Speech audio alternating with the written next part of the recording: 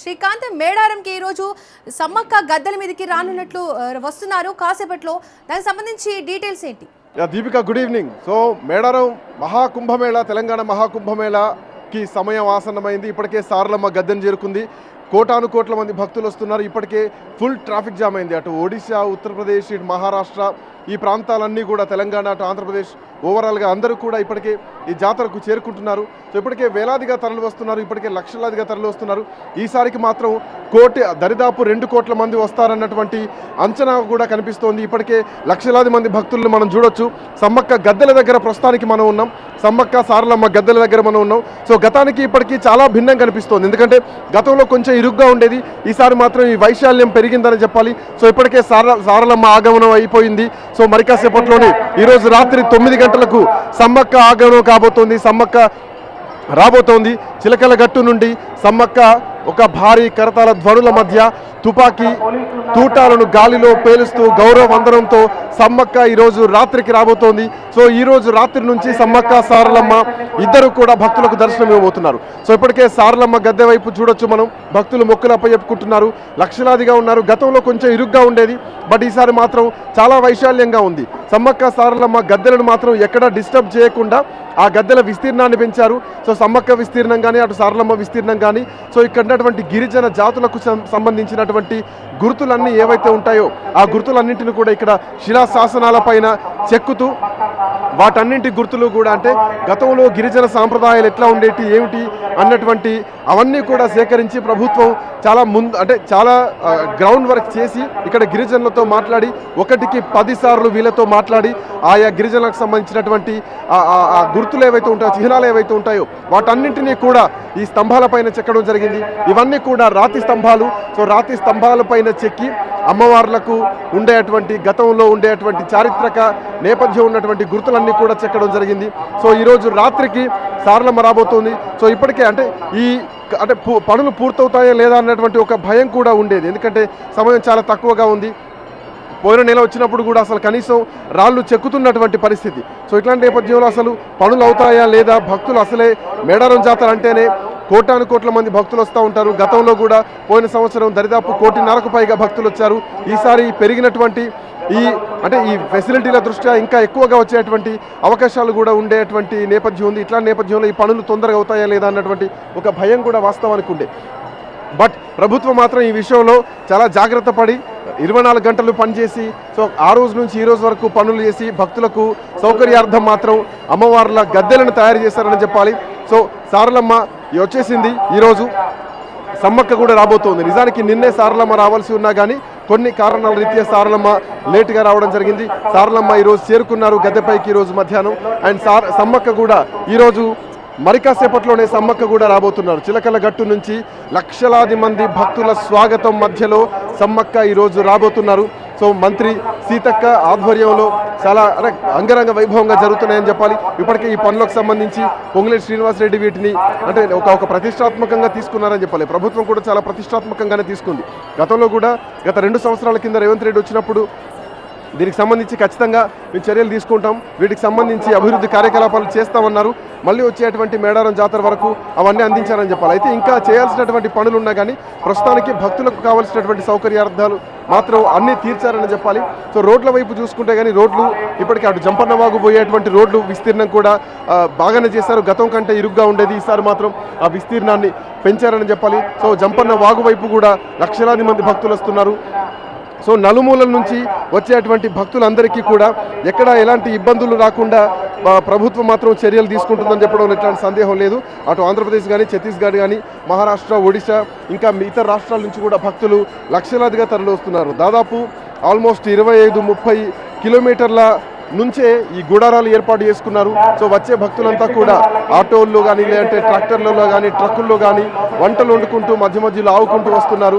వాళ్ళు మొక్కున్నటువంటి ముడుపులు ఏవైతే ఉన్నాయో, ఎత్తు బంగారం ఏదైతే ఉందో ఆ ఎత్తు బంగారాన్ని అమ్మవారికి సమర్పించి వాళ్ళ మొక్కులప్ప చెప్పి కోరుకున్న కోరికలు మళ్ళీ తీరితే మళ్ళీ వచ్చే సంవత్సరం మళ్ళీ ఎత్తు బంగారం ఇస్తా అని మనస్ఫూర్తిగా మొక్కుతూ భక్తులంతా ఇక్కడికి వస్తున్నారు. నిజానికి మేడారం జాతర అంటేనే చాలా ప్రత్యేకత అని చెప్పాలి. చాలా లయబద్ధమైనటువంటి గంటల శబ్దాల మధ్య భక్తుల సమ్మక్క సారలమ్మ నినాదాల మధ్య భక్తుల పూనకాల మధ్య జరిగేటువంటి గిరిజన జాతర ఈ మేడారం జాతర.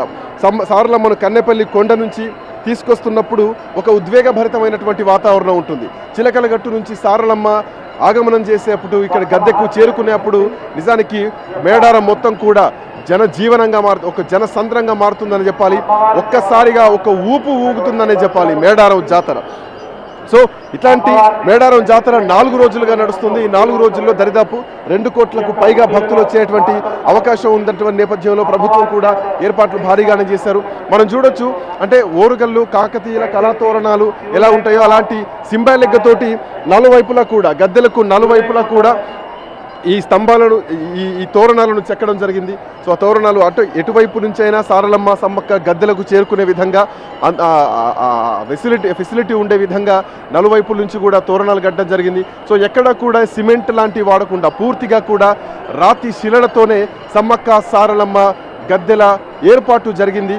సో జయ జయ ధ్వానాల మధ్య గంటల శబ్దాల మధ్య భక్తులు తమ మొక్కులను చెల్లించుకుంటూ ఎత్తు బంగారాన్ని అమ్మవారికి సమర్పించుకుంటూ వస్తున్నారని చెప్పాలి. సో ఆల్మోస్ట్ కొన్ని శతాబ్దాలుగా కొన్ని దశాబ్దాలుగా 13వ శతాబ్దం నుంచి ఒక ధిక్కార స్వరం వినిపించారు. అంటే ఏదైతే తిరుగుబాటు జరిగిందో అంటే ఒక నియంతృత్వానికి తిరుగుబాటుగా ధిక్కార స్వరం వినిపించిందే సమ్మక్క సారలమ్మ. సో ఈ సమ్మక్క సారలమ్మ కూడా అంటే వీళ్ళొక చరిత్ర కూడా ఉంది. సో ఒక అడవిలో ఒక చిన్న పసికూన రూపంలో సమ్మక్క దొరికింది. సో ఆ సమ్మక్క పిల్లలే సారలమ్మ పగిడిద్దరాజులు అన్నది ఇక్కడ. అంటే గోవిందరాజు సారలమ్మ పగిడిద్దరాజులు ముద్దుగా పిలుచుకుంటూ ఉంటారు. సో ఈ భక్తులంతా కూడా వీళ్ళందరికీ భక్తితో మొక్కులు సమర్పించుకుంటూ ఉంటారు. మోరోవర్ మేడారం అంటే ఒక తిరుమల తిరుపతి దేవస్థానం వెంకటేశ్వర స్వామికి ఎలాంటి ఒక డెస్టినీ అని చెప్పాలో, శబరిమలైకి అయ్యప్ప స్వామి క్షేత్రం శబరిమల ఎలాంటి డెస్టినీ అని చెప్పాలో, సో గిరిజన జాతరలో ఆసియాలోనే అత్యంత భారీ లక్షల కోట్లాది మంది జన సందోహంతో వచ్చేటువంటి పండగ నిజానికి మేడారం జాతర అని చెప్పాలి. సో గిరిజన జాతరలో ఆసియాలోనే అతిపెద్ద జాతర ఏదైనా ఉందా అంటే అది మేడారం మహాజాతర అని చెప్పాలి. తెలంగాణ మొత్తం కూడా అంటే ఆయా జిల్లాల్లో ఆయా గ్రామాల ప్రాంతాల్లో కూడా అమ్మవార్ల గద్దెలు ఉంటాయి. సమ్మక్క సారలమ్మ గద్దెలు వెలిసాయి చాలా ఆ చోట్ల ఉంటాయి. కరీంనగర్, వరంగల్, అటు మెదక్ కానీ, అటు రంగారెడ్డి కానీ, ఇటు వరంగల్ జిల్లా కానీ, అటు మెదక్ కానీ, సంగారెడ్డి కానీ ఓవరాల్గా అన్ని జిల్లాల్లో కూడా మేడారం గద్దెలు ఉంటాయి. సమ్మక్క సారలమ్మను కొలుస్తూ ఉంటారు. కానీ మేడారం జాతర అనేది ఒక డెస్టినీ అని చెప్పాలి. సో ఇక్కడికి నిజానికి రావడానికి ప్రత్యేకమైనటువంటి దారులు ఏం లేవు. సో ప్రభుత్వాలు పెరుగుతున్నటువంటి ఈ నమ్మకాన్ని దృష్టిలో పెట్టుకొని చేస్తున్నటువంటి అభివృద్ధులే తప్ప గతంలో అంటే కొన్ని దశాబ్దాల కింద అడవుల్లో ఎడ్ల బండ్లు కట్టుకొని వచ్చినటువంటి చారిత్రక నేపథ్యం మేడారం మహాజాతర నేపథ్యం. సో అట్లాంటి అమ్మవార్లకు నిజానికి మనం చూడొచ్చు, ఇక్కడ గుడి ఉండదు, గోపురం ఉండదు, కేవలం అంటే ఒక విగ్రహ రూపం కూడా ఉండదు. ఇది ఒక అద్భుతం అని చెప్పాలి, ఆశ్చర్యం అని చెప్పాలి. కానీ ఒక కోరిక తీర్చుకుంటే సంతానం లేని వాళ్లకు సంతానం దొరుకుతుందన్నటువంటి నమ్మకం, ఉద్యోగం రాని వాళ్లకు ఉద్యోగం వస్తుందన్నటువంటి నమ్మకం, లేదు వాళ్ళ మనసులో అనుకున్నటువంటి కోరికలు నెరవేరుతాయన్నది ప్రగాఢమైనటువంటి నమ్మకం. ఆ నమ్మకమే ఈ గిరిజన శక్తి నమ్ముతూ ఉంటుంది.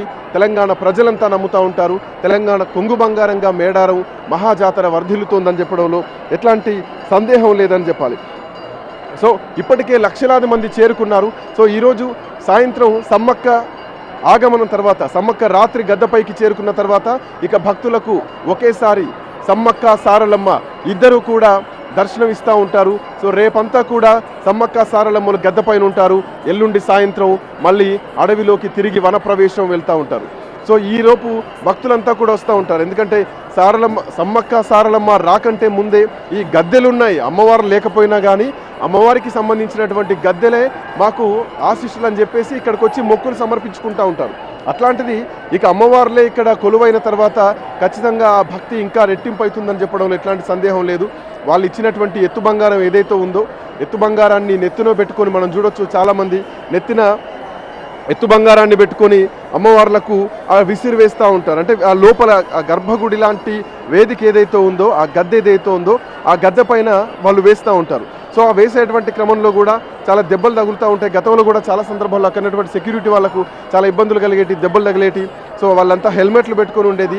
ఇప్పుడు అలాంటి ఇబ్బందులు ఏమి లేకుండా కొంచెం దూరం నుంచే ఆ ఏదైతే ఎత్తు బంగారం ఉందో, ఎత్తు బంగారం అంటే బెల్లం ముద్దలు అని చెప్పాలి. సో ఆ బెల్లం ముద్దలు అంటే కొంత బార్డర్లోనే ఉండేలాగా ఏర్పాట్లు అయితే చేయడం జరిగింది.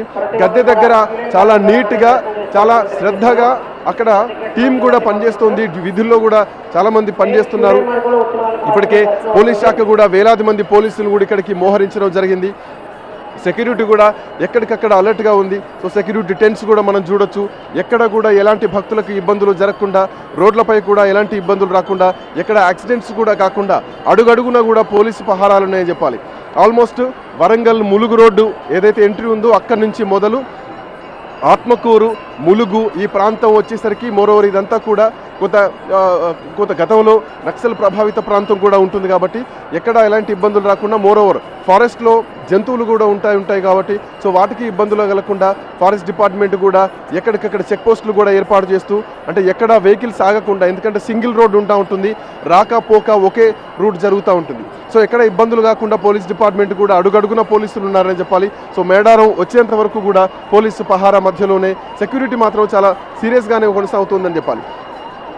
సో ఇట్లాంటి నేపథ్యంలో ఇక అమ్మవార్లు ఈరోజు సాయంత్రం సమ్మక్క రాబోతున్నారు. సమ్మక్క వచ్చిన తర్వాత ఈ దర్శనానికి ఇంకా భక్తులు పెరిగేటువంటి అవకాశం కూడా ఉంటుంది.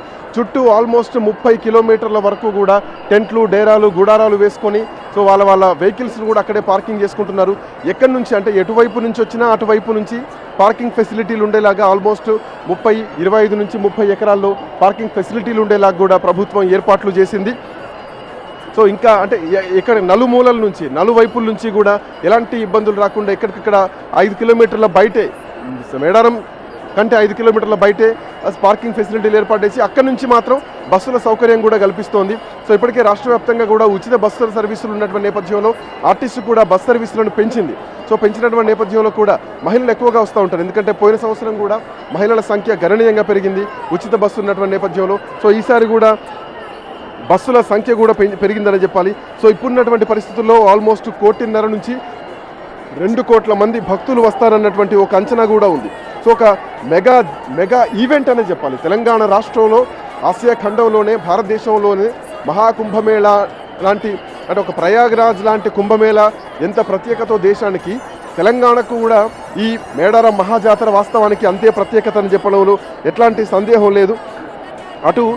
అంటే మొన్న తెల్లవారుజాము నుంచే జంపన్నవాగు దగ్గర అటు సారక్క గోవిందరాజు కానీ, పగిడిద్దరాజు కానీ, సో వీళ్ళంతా ఆగమనానికి ముందే మేడారం మొత్తం కూడా చాలా గుమిగూడారని చెప్పాలి. సో వాళ్ళు వచ్చిన తర్వాత ఇక్కడ గిరిజన సాంప్రదాయంగా, అంటే లయబద్ధంగా డోలు వాయిద్యాలతోటి, అంటే వాళ్ళ ఒక పూనకాలతోటి అమ్మవార్లను మొక్కుతూ పూనకంతో ఇక్కడికి చేరుకుంటూ ఉంటారు.